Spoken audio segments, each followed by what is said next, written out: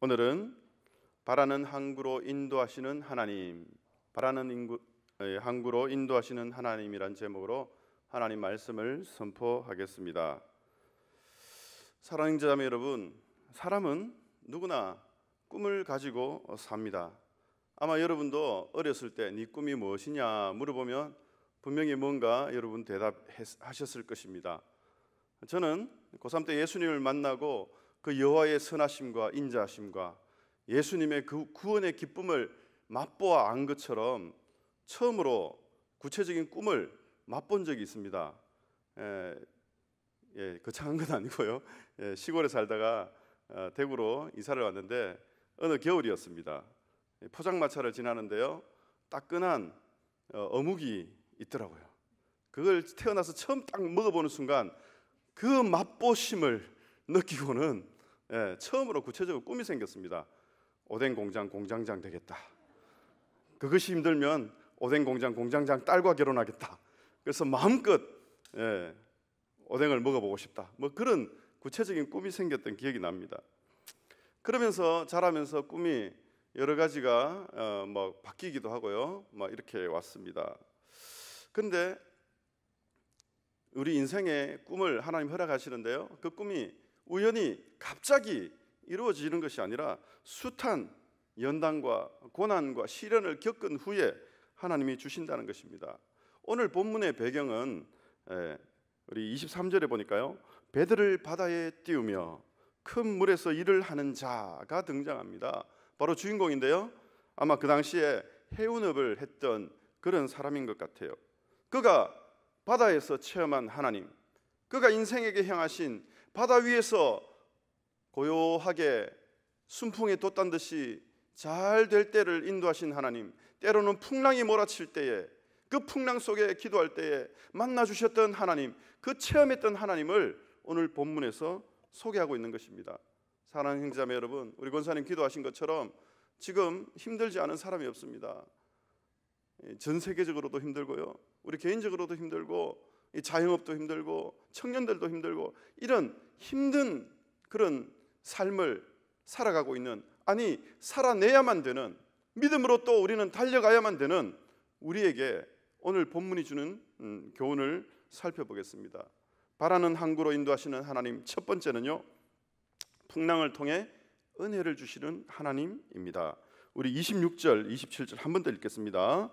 26절은 우리 형제들이, 27절은 자매들이 읽겠습니다. 시작. 그들이 하늘로 솟구쳤다가 깊은 곳으로 내려가나니 그 위험 때문에 그들의 영혼이 녹는도다.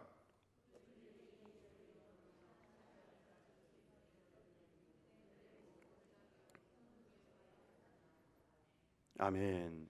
자, 풍랑을 만났을 때의 모습이 나오지요. 하늘로 솟구쳤다가, 이 배가 아무리 큰 배라도 풍랑을 만나면 하늘로 솟구쳐 버리는 것입니다. 그리고는 갑자기 땅으로 푹 하고 꺼져버리는 것입니다. 그때의 배 위에는, 배 안에는 엉망진창이 되는 거죠. 그리고 이리저리 방황하고 흔들리고 두려움 때문에 그들의 영혼이 녹는도다. 영혼이 녹는 아픔, 여러분 겪어 보셨지요? 아마 지금 이 저녁 예배에 나온 여기 이 자리에 앉아 계신 분들은 한 번, 두 번 이런 영혼이 녹는 듯한 고통, 쓰라림, 아픔 안 겪어보신 분은 아마 없을 것 같습니다. 이러다 내가 죽겠구나, 이러다가 모든 게 끝장나겠구나, 그런 두려움을 느낄 때가 있습니다. 취한 자같이 비틀비틀 거리고 모든 지각이 혼돈 속에 빠지는, 정상이 아닌 거예요. 이성을 잃어버리는 거죠. 그런 아픔을 겪는 거죠. 이것은 우리만 겪는 것이 아닙니다. 예수님을 믿는 제자들, 아니 예수님을 배에 함께 모시고 갈릴리 바다를 가고 있는 제자들도 이런 풍랑을 겪었다는 거예요. 누가복음 4장 37절에 큰 풍랑을 만난 제자들이 처음에는 자기 힘으로 어떻게 해보려고 했습니다. 어부 출신이니까 이 갈릴리 바다를 너무도 잘 아니까 자기 경험에 의지해서, 자기 실력에 의지해서 한번 통과해 보려고 했는데요, 가면 갈수록 미궁에 빠지고 수렁에 빠지는 거예요. 그래서 38절에 보니까 잠자고 있는 예수님을 깨웁니다. 예수님, 우리를 돌아보옵소서. 예수님, 우리가 죽게 된 것을 돌보지 아니하십니까? 예수님을 그제서야 깨우는 거죠. 이때 예수님은 잠자고 계셨던 거예요. 배에서 평안히 잠자고 계셨던 거예요. 자, 우리에게는 엄청난 풍랑이지만 예수님께는 그냥 현들 의자 정도죠. 왜냐하니까 바람도 풍랑도 온 우주도 하나님이 주관하고 계시니까요. 그래서 예수님이 잠잠하라 한마디 하시니까요, 상황이 착 끝이 납니다. 여러분, 풍랑 속에서 주님의 음성이 들리는 은혜가 저와 여러분의 있기를 주의 이름으로 축원합니다. 주의 음성 듣기만 한다면요, 끝나는 거예요. 나는 아무것도 아닙니다. 그제서야 고백을 하는 거죠. 자타공인했던 동방의 여인 욥 아시지요? 동방의 여인이라는 별명이 있었으니까 알게 모르게 교만이 있었습니다. 그런데 그가 그 풍랑 속에, 그 고통 속에 예수님을 만나고 나서, 하나님을 만나고 나서 42장 5절에 뭐라고 고백합니까? 내가 죽게 되어 귀로 듣기만 하였사옵더니 이제는 눈으로 주를 보옵나이다. 장차 오실 메시아까지 보는 신앙을 가졌던 거예요. 그리고 나서 그는 나는 아무것도 아닙니다. 우리 한번 해볼까요? 나는 아무것도 아닙니다. 예수님밖에 없습니다. 이 고백을 했을 때에 하나님은 그를 건져주셨고 그를 회복시켜 주십니다. 하나님은 야고보서를 통해서 온전하고 구비하여 조금도 부족함이 없도록 우리에게 이 시련을 만났을 때에 인내하라고 말씀하십니다. 그리고 야고보서 1장 12절에서는 생명의 면류관을 우리에게 주시기 위해서 이 시련을 견뎌라고 말씀하시는 거예요. 자, 여러분, 잊고 있었던 꿈, 자, 우리 삶이 평안하고 잘되고 형통할 때는 하나님이 원하시는, 나를 통해 원하시는 꿈, 내 영혼 깊은 곳에서 원하는 꿈 잊어버리는 거예요. 그러다가 풍랑을 만나니까 하나님께 나아가고 하나님을 찾으니까 하나님께서 해결해 주시면서 뭐까지 보여주시냐 하니까요, 우리를 향한 하나님의 꿈까지, 그 비전까지 보여주시는 것입니다. 그래서 하나님은 풍랑을 우리에게 허락하시는 거예요. 우리의 교만을 꺾어버리고 이 풍랑을 통해서 하나님 영광 받으시는 거예요. C.S. 루이스 교수에게 어느 학생이 물었습니다. 교수님, 우리 삶에는 왜 이렇게 고난이 많습니까? 도대체 하나님은 살아계신 길은 한 것입니까? 물었습니다. 그때에 C.S. 루이스 교수가 이렇게 얘기합니다. 여보게, 그렇지 않아도 교만한데 이 고난마저 없다면 얼마나 인간이 더 교만해지겠는가, 그런 말을 했다는 거예요. 시편 119편에서는 고난 당하기 전에는 내가 그릇 행하였더니 이제는 주의 말씀을 지키나이다. 고난 당하는 것이 내게 유익이라, 이로 인하여 내가 주의 율례를 배우게 되었나이다. 근데 풍랑을 만나면, 고난을 겪으면 참 힘들죠. 숨이 막히는 것처럼 아프지요. 그런데 우리가 오늘 말씀에서 보니까요, 이 풍랑의 배후에 계신 하나님을 우리가 믿기만 한다면 잘 이겨낼 수가 있습니다. 24절의 말씀의 첫 구절에 이렇게 돼 있어요. 여호와께서, 그죠? 그리고 25절에도 여호와께서, 주어가 나오는데요, 여호와께서가 나오는 거예요. 여호와께서 이 풍랑의 배후에 계신 줄 믿습니다. 여호와께서 이 고난을, 우리가 겪는 고난을, 우리가 당하는 아픔을 다 기억하신다는 거예요. 하이모 신앙 아십니까? 하이모 신앙. 하나님이 이것도 모르실까? 하이모, 그죠? 하이모 기억하십시오. 하나님이 이것을 아신다는 거예요. 저와 여러분의 현 상황을 아신다는 거예요. 그래서 모든 풍랑의 배후에 계신 하나님을 믿고 풍랑 가운데서도 은혜를 누리는, 은혜를 경험하는 저와 여러분 되기를 주의 이름으로 축원합니다. 바라는 항구로 인도하시는 하나님, 두 번째는 부르짖을 때에 건져주시는 하나님입니다. 자, 우리 28절 말씀 한 목소리로 읽겠습니다. 28절입니다. 시작. 이에 그들이 그들의 고통 때문에 여호와께 부르짖음에 그가 그들의 고통에서 그들을 인도하여 내시고. 아멘. 고난의 때에 여호와께 부르짖어야 한다는 것입니다. 그러면 그들을 하나님께서 인도하여 내신다라고 말씀하시는 거죠. 시편 50편 15절에 환난 날에 나를 부르라, 내가 너를 건지리니 네가 나를 영화롭게 하리로다. 사랑하는 형제자매 여러분, 최근에 혹시 목이 쉬어본 적 있으십니까? 목이 쉬어본 적. 올림픽에 여자 배구 응원하다가 목 쉰 거 말고요. 청년회 때, 여러분은 저보다 더 하셨겠지만 청년회 때 저는 목이 계속 쉬어 있는 상태였던 것 같아요. 목이 쉬었다 풀렸다 쉬었다 풀렸다. 약하니까, 앞이 잘 안 보이니까 힘드니까, 믿음 생활도 힘들고, 장래 살아갈 일도 막막하고, 그죠? 막 부르짖었던 것 같아요. 부르짖으면 목이 다 쉬어버리잖아요. 그래서 그 다음 날 되면 좀비처럼 그리고 그죠? 할렐루야 그리고 그죠? 그랬던 기억이 나요. 애굽 종살이 시절 430년 이스라엘 백성들이 부르짖었습니다.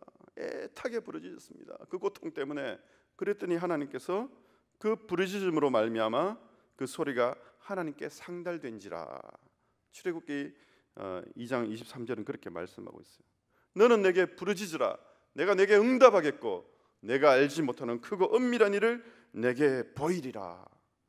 부르짖으니까 광풍이 고요하게, 물결도 잔잔하게 바뀌어버린 거예요. 최근에 저도 좀 답답한 일이 있고 그래서 그죠? 좀 어떻게 해야 할까 고민도 되고 걱정도 되고 그랬어요. 저도 똑같은 연약한 자이기 때문에 여러분과 똑같아요. 그래서 근데 이제 주변에 사람들이 많을 때는 부르짖으면 요즘 좀 그렇잖아요. 그래서 마침 고속도로를 타고 올 일이 있어가지고 고속도로를 타고 오다가 너는 내게 부르짖으라 이 말씀이 생각이 나는 거예요. 그래서 아무도 없잖아요. 차 안에 저 혼자밖에 없었거든요. 고속도로니까 막 부르짖었어요. 아버지 주여 해결해 주십시오. 하나님 능력 있잖아요. 아버지잖아요. 도와주세요. 막 부르짖었어요. 이게 하소연인지 그죠? 모르겠지만 하여튼 막 부르짖었어요. 막 질렀어요. 한 10분 질렀는데요. 목이 가버리더라고요. 그래서 집에 와보니까 집에서 이야기하는데 집 사람이 그러더라고요. 제 소리 듣더니만 왜 갑자기 좀비가 됐냐고. 그래서 그런 소리도 들었지만요. 근데 왠지 모를 기쁨이 막 몰려오는 거예요. 왠지 모를 후련한 거 있잖아요. 그러면서 나도 모르게 내 영혼 깊은 곳에서 야 해결됐다, 응답된다, 할렐루야, 그런 믿음이 막 생기는 거예요. 너는 내게 부르짖으라. 내가 내게 응답하겠고. 혹시 아직도 이루어지지 않은 문제 때문에 힘겨워하는 우리 형제 자매들 있으십니까? 부르짖는 자의 하나님을 만나시기를 바랍니다. 여러분, 우리 한국 교회는 이 부르짖는 그런 교회였잖아요. 리차드 포스트라는 기도의 대가가 한국 교회 뿌리에 대해서 이렇게 설명한 게 있습니다. 나는 하나님께서 한국 백성들을 선택하셔서 우리에게 기도가 끊임없이 흘러가는 생명임을 가르쳐 주셨다고 믿는다. 한국의 그리스도인들이 기도할 때는 뭔가 초월적인 것이 있다. 그것은 열심이다. 그것은 단호한 끈기이다. 그것은 절박한 투구이다. 그것은 절망하는 사랑이다. 그것은 고뇌이며 가슴으로 느끼는 슬픔이다. 한마디로 부르짖는 기도가 한국 교회를 살렸다라는 거예요. 한국을 살렸다는 거예요. 오늘 본문의 배경에 보면 4가지 그림이 나오는데요. 첫 번째 그림은 광야 사막입니다. 광야 사막에 목이 타는 듯한 그런 아픔을 겪는 이스라엘 백성들, 그때에 부르짖으니까 응답하시는 거예요. 사막에 샘을 내시는 거예요. 감옥의 두 번째 그림은 감옥입니다. 감옥에 자유가 속박된 백성들, 간절히 부르짖으니까 그 감옥에서 자유함을 주시는 거죠. 세 번째는 병상입니다. 병마로 고통받는 백성이 하나님 아버지께 간절히 부르짖으니까 그 병마를 고쳐주셨다는 거예요. 네 번째가 바로 이 거친 파도입니다. 거친 파도에 고난당하고 있는 이스라엘 백성들이 부르짖을 때에 하나님은 바다까지도 잔잔하게 하셨던 것입니다. 땀방울이 핏방울 되듯이 기도하신 예수님, 말할 수 없는 탄식으로 당신의 백성들을 위해, 아니 저와 여러분을 위해 지금도 부르짖고 계시는 성령님, 그 기도를 닮아서 문제 앞에 부르짖는, 그리고 응답받는 저와 여러분 되기를 주의 이름으로 축원합니다. 마지막 세 번째로 바라는 항구로 인도하신 하나님은 마침내 꿈과 소원을 이루어 주시는 하나님입니다. 우리 30절 말씀 함께 읽겠습니다. 시작. 그들이 평온함으로 말미암아 기뻐하는 중에 여호와께서 그들이 바라는 항구로 인도하시는도다. 아멘. 요즘 시대 상황을 이야기하시면서 그런 분들이 참 많아요. 우리 아프가니스탄 상황을 보면서 이 자칫 잘못하면 저 모습이 우리 모습 되는 것 아닌가. 정황이 많이 닮았죠. 베트남의 모습, 아프가니스탄의 모습. 잘못하면 진짜 잘못되면 우리도 그렇게 될 수도 있어요. 일제강점기 그리고 6.25 전후 해방공간의 모습이 극심한 좌우 대립에서, 그죠? 믿음을 도외시한 그 백성들의 모습이 지금 우리의 모습이 아닌가. 너무도 똑같이 오버랩된다라는 이야기를 하는 분들이 많습니다. 그래서 찬송가 345장을 참 많이 부르셨는데요. 1절에 이렇게 돼 있어요. 캄캄한 밤 사나움 바람 불 때 만경창파 망망한 바다에 외로운 배 한 척이 떠나가니 위태하구나 위태하구나. 여기서 외로운 배 한 척이 바로 우리 민족이죠. 우리 민족, 저와 여러분이라고 생각할 수 있겠죠. 그런데 그들이 이 하나님 앞에 배 안에도 하나님 계신 줄 믿고 기도했을 때 5절에 이렇게 바뀝니다. 모진 바람 또 험한 큰 물결이 제 아무리 성내어 덮쳐도 권능의 손 그 노를 저으시니 오 맑은 바다라. 맑은 바다라. 사랑하는 형제자매 여러분, 어떤 풍랑으로 위태로움을 겪고 계십니까? 그때마다 하나님 앞에 기도 올리면 마침내 하나님은 평안한 바다로 우리를 인도해 주시는 것입니다. 큰 풍랑이 온다면 큰 축복이 뒤따라올 줄로 믿습니다. 찬송가 이야기를 하나만 더 하면요, 373장을 저는 개인적으로 참 좋아합니다. 1절 보면요, 고요한 바다로 저 천국 향할 때, 얼마나 좋아요. 고요한 바다로 천국을 향하는 순풍에 돛단 듯이, 그죠? 주에게 순풍 주시니 참 감사합니다. 룰루랄라 할렐루야 하고 막 참 얼마나 좋아요. 그런데 2절에 이렇게 돼 있어요. 큰 풍랑이 일어나 나 쉬지 못하나 이 풍랑으로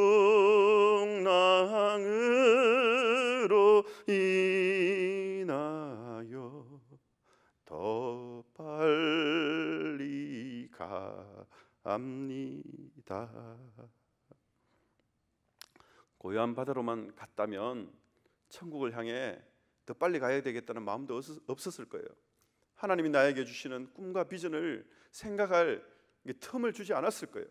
그러나 큰 풍랑이 일어나니까 다급하게 주님 찾게 되고, 그 풍랑이 고요해졌을 때는 마침내 더 빨리 저 천국을 향해 믿음으로 간다라는 믿음의 고백 아니겠습니까? 사도행전 27장에서는 바울이 유대인의 핍박을 피해서 이 로마의 포로가 되어서 호송되는 장면이 나옵니다. 지중해를 지나는 순간에 예기치 않았던 유라굴로라는 강풍을 만나게 되지요.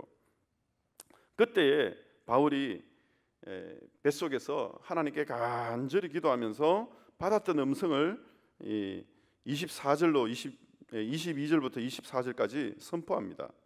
내가 너희를 권하노니 이제는 안심하라. 너희 중 아무도 생명에는 아무런 손상이 없겠고 오직 배뿐이리라.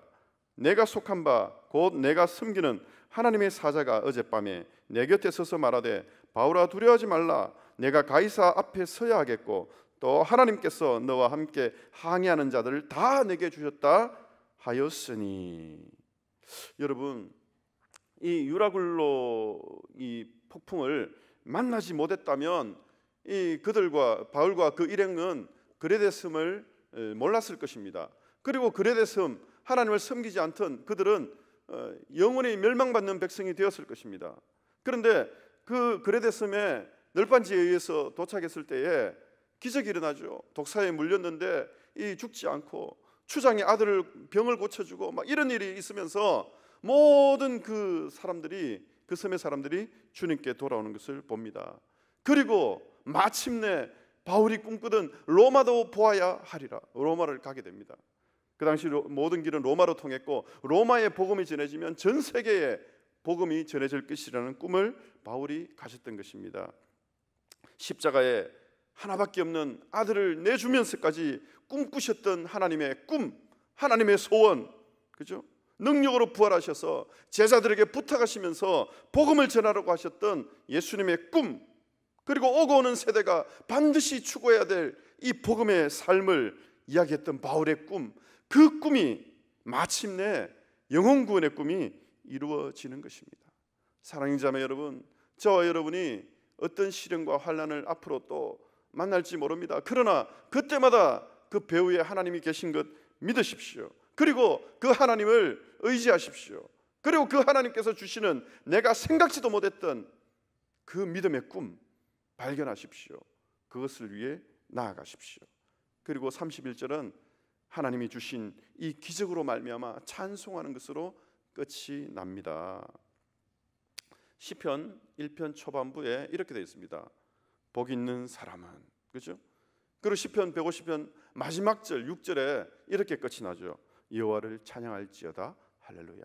따라서 시편 1편과 1편부터 50편까지 주제는 바로 이것입니다. 복 있는 사람은 여호와를 찬양할지어다 할렐루야. 복 있는 사람이 여호와를 찬양한다는 거예요. 우리가 찬양할 때 기적이 일어나고 우리의 묶였던 것이 풀려지고 우리의 문제가 해결될 줄로 믿습니다. 그것보다 더 중요한 것이 있습니다. 찬양함으로 복을 받는 것이 아닙니다. 찬양하는 사람은 이미 복을 받은 사람인 줄 믿습니다. 우리 삶에 답답한 문제가 있다면 찬양하십시오. 하나님이 찬양을 들으십니다. 그리고 하나님 앞에 이 문제의 배후에 하나님이 보고 계신다는 것 믿으십시오. 그리고 하나님께서 우리가 간절히 부르짖으면 응답하신다는 것 믿으십시오. 응답하실 뿐 아니라 크고 은밀한 일들, 비밀한 일들까지도 우리에게 보여주시면서 저 천국을 향해 더 힘차게, 더 담대하게 믿음으로 나아가게 될 줄로 믿습니다. 기도하겠습니다. 하나님 아버지, 은혜를 감사합니다. 부족하고 연약한 자가 바라는 항구로 인도하시는 하나님을 전하였습니다. 성령님께서 친히 함께 하셔서 우리 사랑하는 형제들, 자매들 어떤 상황에 처해 있든지 그 배후에 하나님이 계신 것 믿고 하나님께 기도하면 응답해 주신 것 믿고 하나님께서 우리의 소원도 마침내 이루어 주실 것을 믿고 바라는 항구로 넉넉히 인도하실 하나님을, 그 하나님의 인자심과 선하심을 맛보아 아는 역사가 한 주간 일어나게 하여 주옵소서. 살아계신 주 예수 그리스도 이름으로 기도 올리옵나이다. 아멘.